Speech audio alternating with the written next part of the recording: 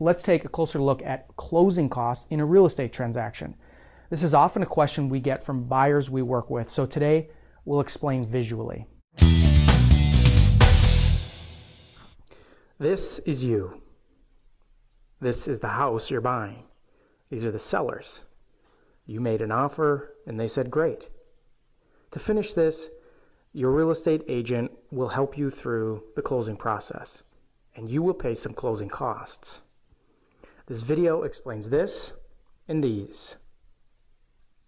Closing or settlement is about you becoming the legal owner of this.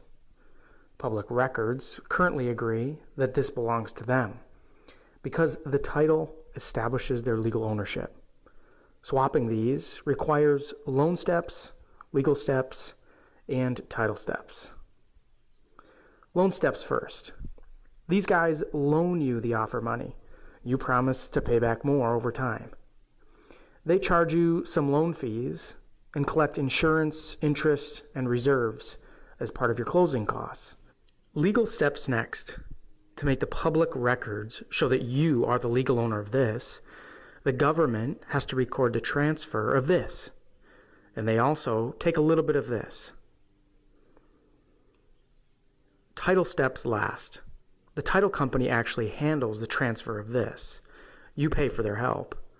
They have to find all the records here that relate to this and make sure that this is really theirs to sell to you.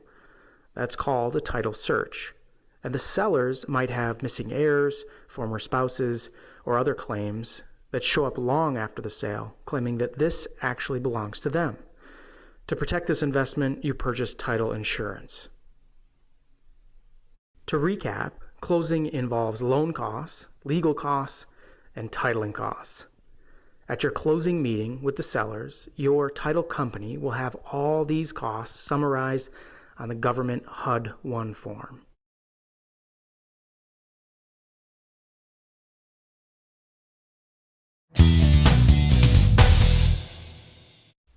In today's market, with rates as low as they are, we often see buyers ask the sellers to pay for a portion or all of their closing costs as part of the deal. What this means for you as a buyer is that you will bring less cash out of your pocket to closing, but your mortgage will be higher with these costs included.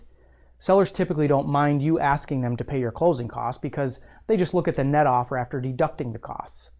If they're okay with the net amount, they will accept your offer. As an example, let's say you offer $200,000 with the seller paying $5,000 towards your closing costs.